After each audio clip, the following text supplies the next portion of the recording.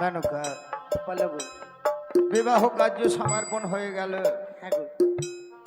এখন যে বিদায়ের বেলা, ওই কর্ণপাত করে শোনো, যেন বিদায়ের সানায় বেজে উঠেছে। না জানি হয়তো বেহুলা বলবি, ও গো বাবা, ও গো মা, তোমরা আমায় বিদায় দাও।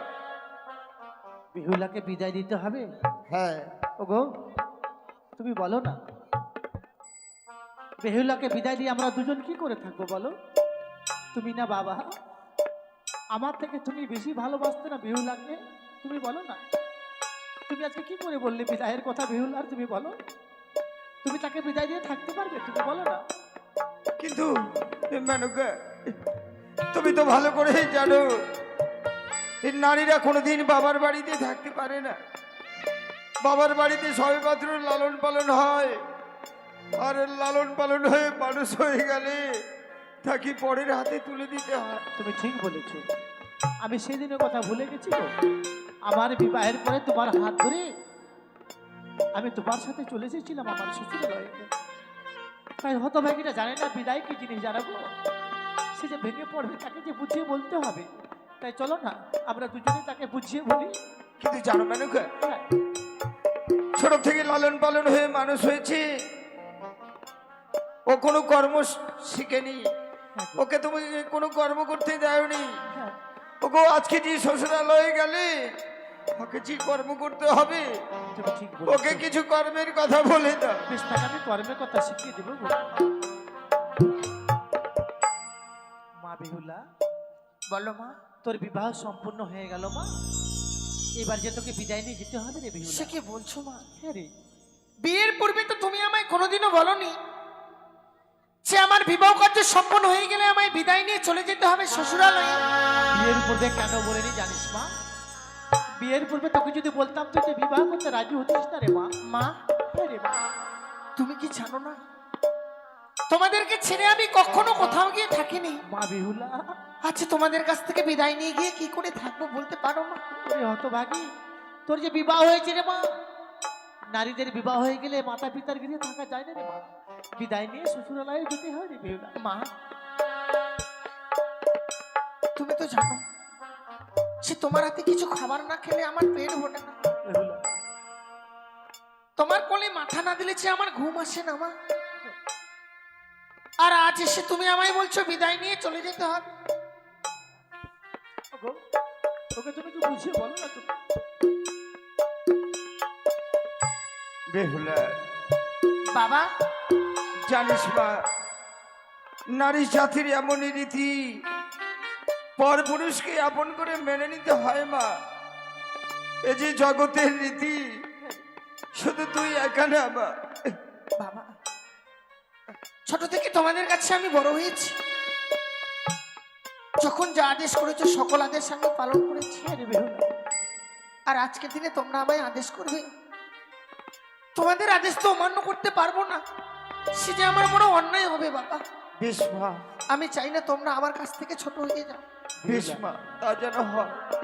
ছোট থেকে বড় হয়েছিস, তোকে দিয়ে আমি একটি কর্ম করাইনি রে মা। মা, শ্বশুরালয়ে কর্ম করতে হয় তো কর্ম জানা নেই রে মা। না মা, আমার জানা আমি নেই। তোকে কর্ম শিখিয়ে বলে বেশ,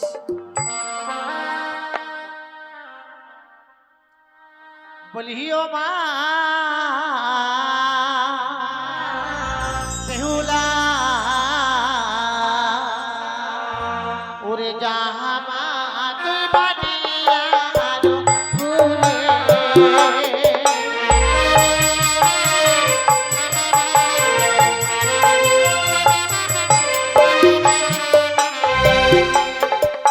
ওরে সকাল বেলা ও মা বেহুলা, ও মা কি বিছানা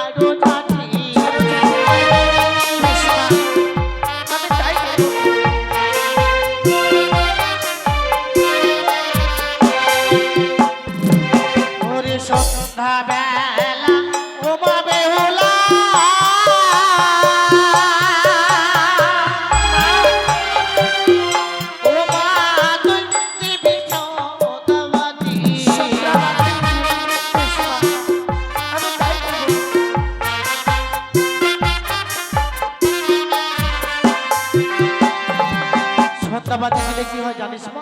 কি হয় মা? সেই ঘরে বিরাজ করে লক্ষ্মী আর সরস্বতী। লক্ষ্মী আর সরস্বতী। হ্যাঁ রে মা বেহুলা, আর দুটো কর্ম তুই মেনে চলবি মা। বলো। এই কুকর্মতে কোনোদিনও করবি না। হ্যাঁ বলো মা। যেই বা নারী সন্ধ্যাবেলা কাটে কলার পা, সেই না ঘরে মা লক্ষ্মী করে না বিরাজ। করে না বিরাজ। যেই বা নারী সন্ধ্যাবেলা ঝাড়িয়া বাঁধে কেস, সেই না ঘরে দুঃখের নেই কোনো শেষ।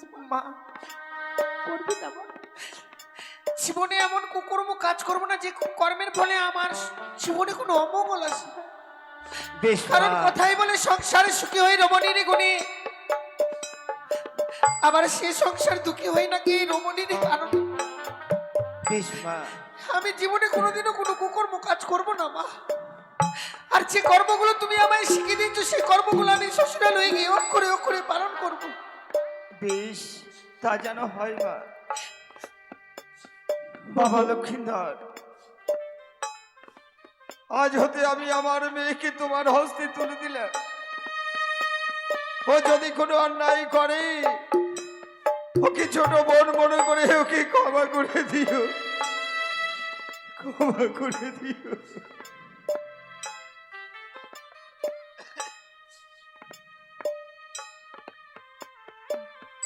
ছোট থেকে বড় হয়েছি মা, মায়ের তো ঋণ কোনোদিনও শোধ করা যায় না।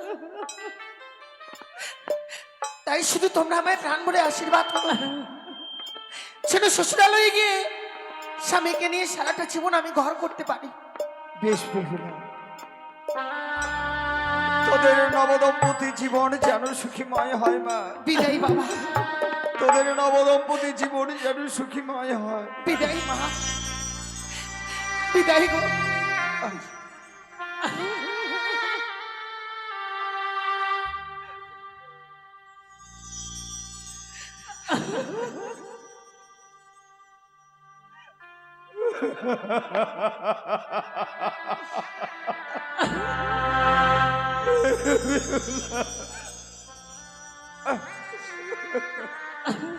বিদায় গো।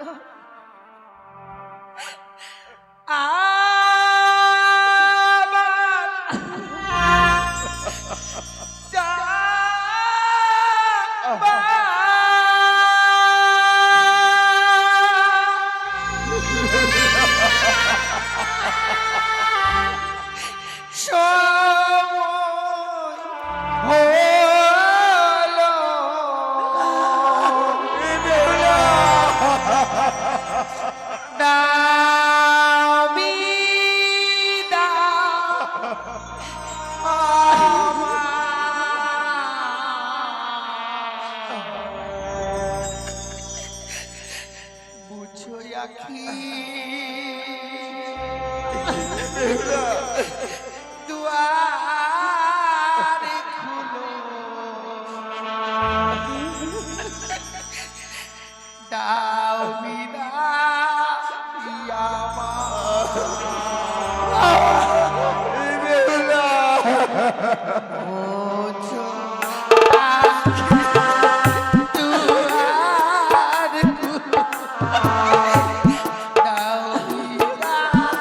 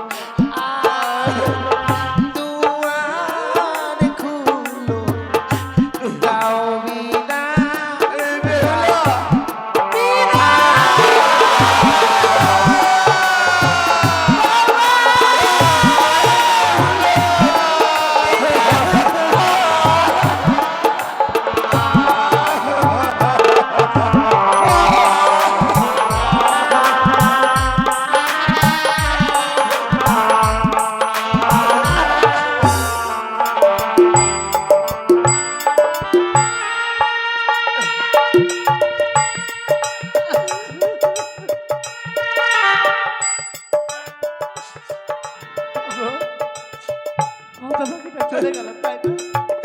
এ মেনকা হতভাগী কাঁদতে কাঁদতে চলে গেল, কিন্তু তুমি বলতে পারো ওই সন্ধ্যাবেলা লাল পেরি শাড়ি পরে কে সন্ধ্যা দেবে, কি আমায় বাবা বাবা বলে রাখবে? তুমি আর কাঁদবে না, তুমি কখনো কাঁদবে না। তুমি কি ভুলে গেছো পিতা মাতারা কান্না করলে সন্তানের অবমূল্যে আসে? তুমি কখনো কাঁদবে না, হ্যাঁ? তুমি ঠিক বলেছো মেনকা, তুমি কি চাও আমি আর কাঁদবো না, আমি আর কাঁদব না। ওগো তুমি আমায় নিয়ে চলো না, ওই তো বেহুলা চলে যাচ্ছে, আমি অদূর থেকে দেখবো। ওগো চলো, আমায় নিয়ে চলো, এ বেহুলা।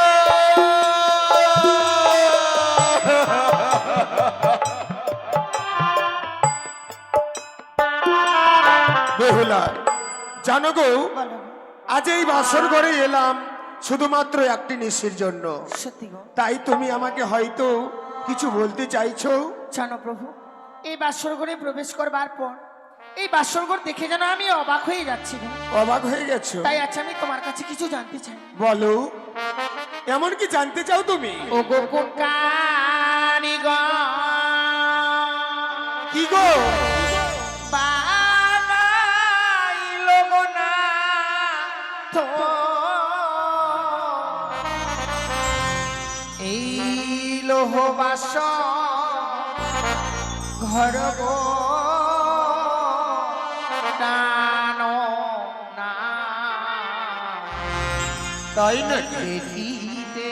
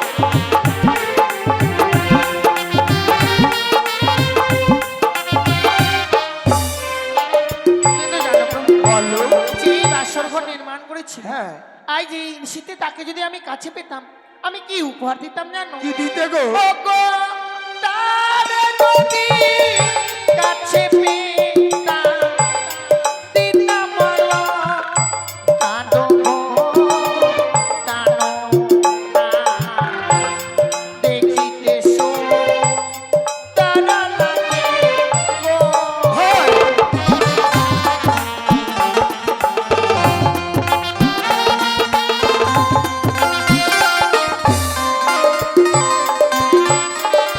জানো বেহুলা, তাদেরকে তো আমরা কাছে পাবো না, কাছে পাবো না, তারা হচ্ছে দেবতা, আর দেবতাদেরকে কাছে পাওয়া যায় না। তাহলে দূর থেকে কি করতে হয় জানো? কি গো?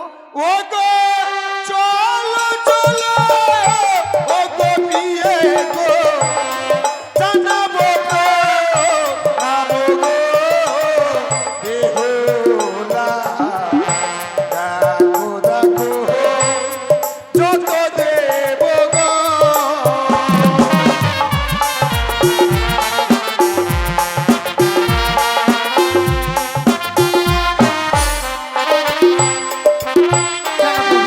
বলো। শুধু আমি নয়, আমার মতো নারী যারা এই পৃথিবীর বুকে জন্ম নিয়েছে, শুনেছি বিয়ের রাত্রে বাসর ঘরে কোনো নারী যদি তার স্বামীর চরণে প্রণাম জানাতে পারে, সে নারী তার নারীত্ব জীবনটাকে ধন্য করতে পারে। তার মানে তুমি আজ আমি আমাকে- তোমার চরণে প্রণাম জানিয়ে আমার এই নারীত্ব জীবনটাকে আমি ধন্য করতে চাই। ঠিক আছে, আমাকে প্রণাম করো, তোমাকে আমি দুহাত ভরে আশীর্বাদ দেব।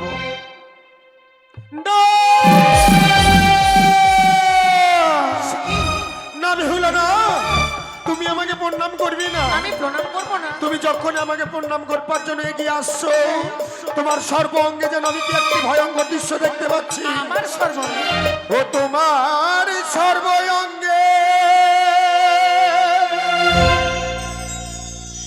সরিব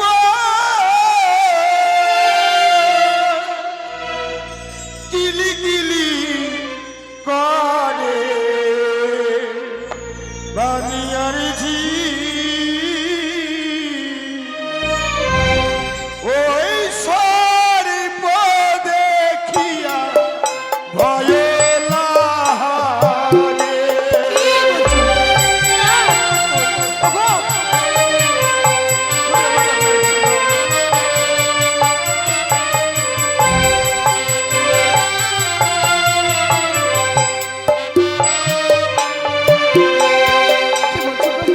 ওই তো তোমার সর্বঙ্গে সর্প তুমি জড়িয়ে আছো। আমার সর্বঙ্গে তুমি সর্ব দেখতে আমি পাচ্ছ? কি বলি জানো বেহুলা? কি? আমাকে তো প্রণাম করা দূরের কথা, তুমি আমাকে ছোবে না, তুমি আমার কাছে আসবে না। কে দোনাকে দোনা দোনা না, এই না বাসর ঘরে। বেহুলা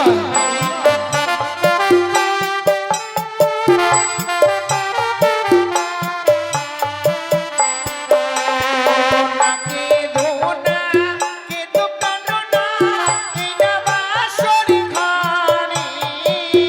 এ কি বলছো তুমি?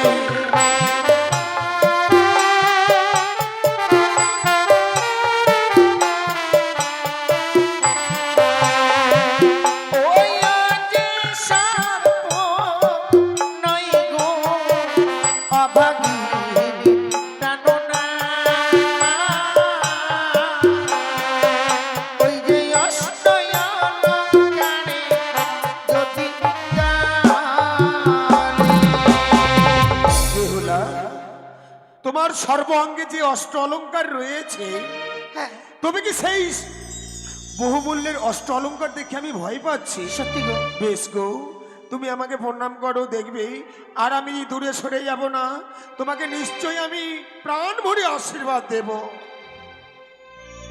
মন্দিরে করি আছে, করি করি করি থাকলে 5টা নিয়ে আসো। কিন্তু জানো বেহুলা, বলো। পিতা আমাদেরকে বলে গেছে আজকে নাকি আমাদের বাসর রাতে, এই রাতে নাকি ঘুমোতে নেই, সারাটি রাত্রি আমাদেরকে জেগে থাকতে সে হবে। কি বলছো গো? কিন্তু কেমন করে জেগে থাকবো? আমিও বুঝতে পারছি না প্রভু। আমার কাছে একটি উপায় আছে। উপায় আছে? তুমি আমি যদি পাশা খেলি, হ্যাঁ, পাশা খেলতে খেলতে নিশিপ্রভাত হয়ে যাবে। কিন্তু আমি তো পাশা খেলা জানি না গো। আমি যদি শিখিয়ে দিই, নিশ্চয়ই খেলবো। তাই কিভাবে পাশা খেলবো জানো? বলো। ওই না খেলিব লিব পাশা,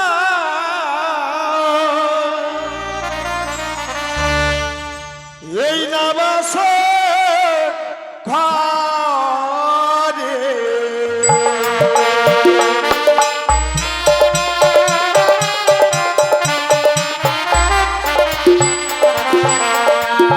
না খেলিব না, খেলবো পাশা, এই না বাসর ঘরে।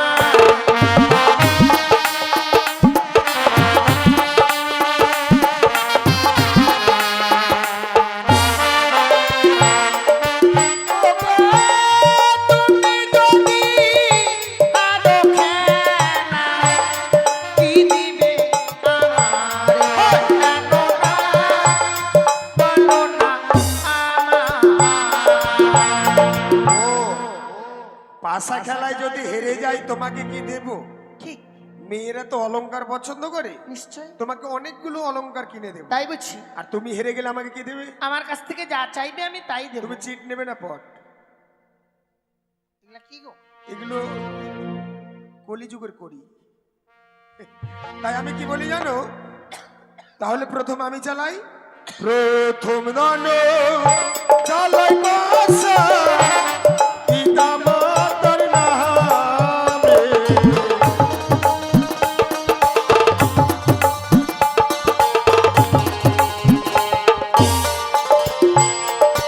ও গো মনের নিশে পাশা খেলবো দুইজনে দিয়ে গো এই না বাসর ঘর। জয় মা মনসা, জয় শিব জয় মা পদ্মাবতী। দেখো বেহুলা, প্রথমে কিন্তু আমি জিতে গেলাম, এবার তুমি চালাও। ঠিক আছে, এবার দেখবো কার জয় হয়। বলো তুমি চিট নেবে না পট নেবে? আমার পট। আমি বালি চালাই বাসা ধর্ম করবে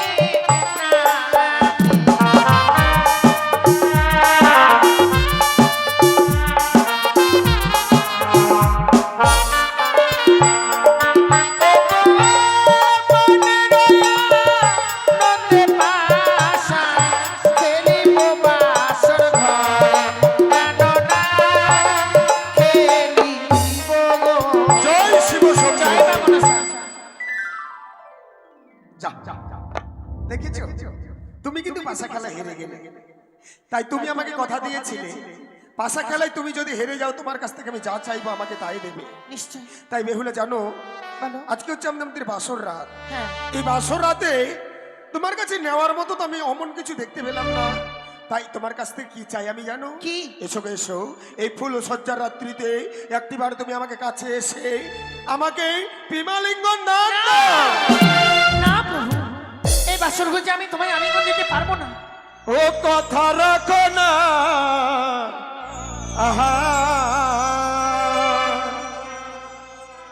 রাখো না বিয়ে গো।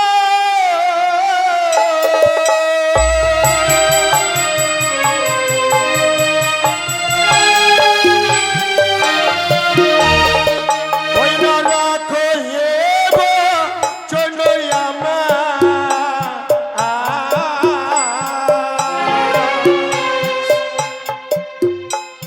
ইয়ে তুমি সাহেরে জিয়ারি ওই না হানি লোকে মজালা সহিতে না পারি।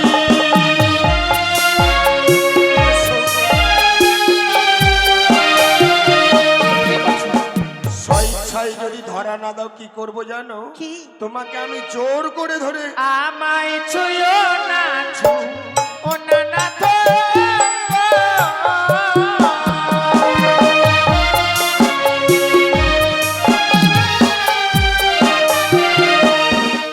তোমার হস্তয়ঙ্গ পারি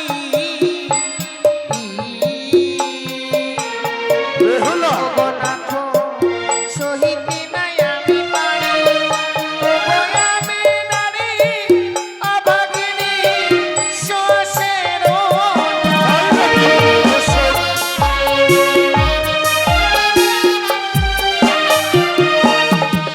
ওই না সেচেছ তম তুমি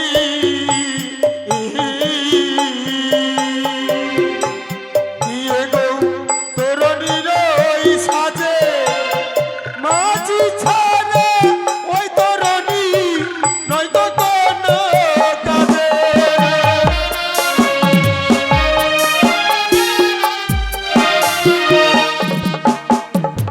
সেজেছ উত্তম তুমি তরুণীর সাজে, হ্যাঁ। এই মাঝি ছাড়া ওই তরুণী নয়তো কোনো কাজে। আমি জানি প্রভু, বলো তোমায় ছাড়া আমি চলতে পারবো না। হ্যাঁ আসলে তোমায় যেটা বোঝাতে চাইছি সেটা তুমি বুঝতে কি? পারছো? ও যেমন কাঁচা ডানি খেলে না তো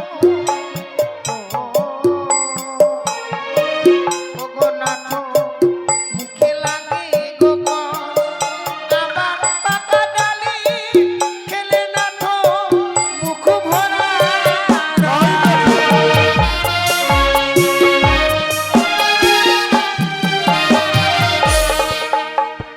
কাঁচা ডালিম খেলে পরে মুখে লাগে কষ, সত্যি প্রভু, আর পাকা ডালিম খেলে পরে মুখ ভরা রস। তাই নাকি? নিশ্চয়। তুমি নিজেকে ডালিমের সঙ্গে তুলনা করলে, হ্যাঁ, কিন্তু ফলের মধ্যে এমনই ফল আছে সেটি কাঁচাতে খেতে ভালো লাগে। যেমন কাঁচা নারী কাঁচা নারকেলিও গপিয়ে কাঁচা কুয়া পান, আচ্ছা, কাঁচাতে খেতে গেলে লাগে মধুর সমান।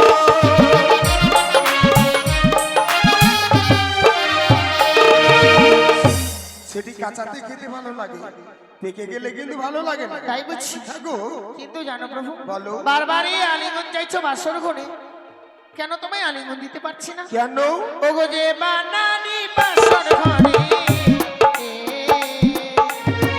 ওগো নাথ যাই গো আলিঙ্গন, ওগো শাস্ত্রে প্রমাণ আছে বিধবার লোক।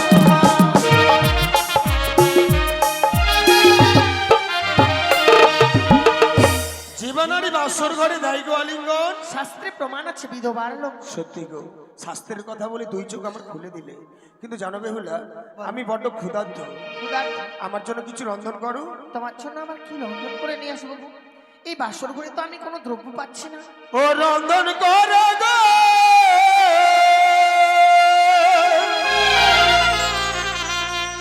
ও প্রিয় বেহুলা,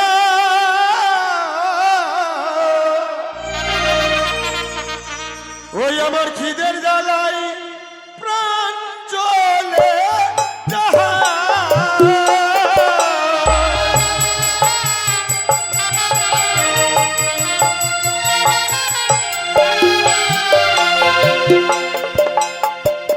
ও নাথ গো,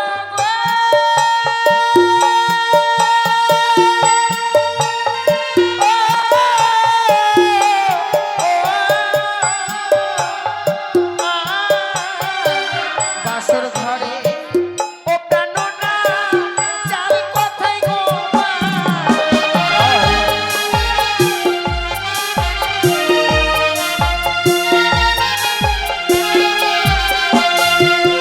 ওই আমার কুলাই রয়েছে আতপ চলো ওরে হে রন্ধন।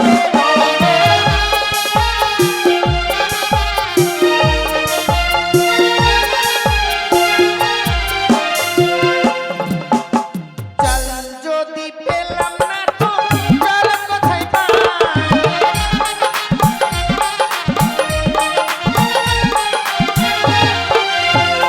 প্রিয় গো,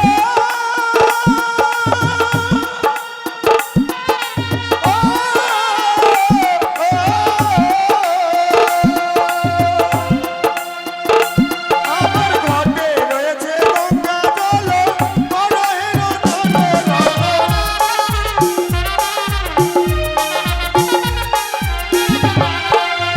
আবার আশীর্বাদ করি পিয়ে রন্ধন শালাই যাও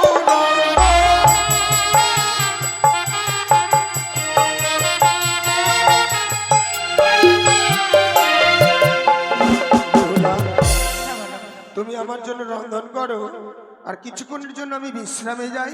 বেশ গো, সত্যি। আচ্ছা, আমার স্বামী বড় ক্ষুধার্ত রয়েছে, তাই বিলম্ব নয়, ছুটে যাব এই মুহূর্তে রন্ধনশালায়।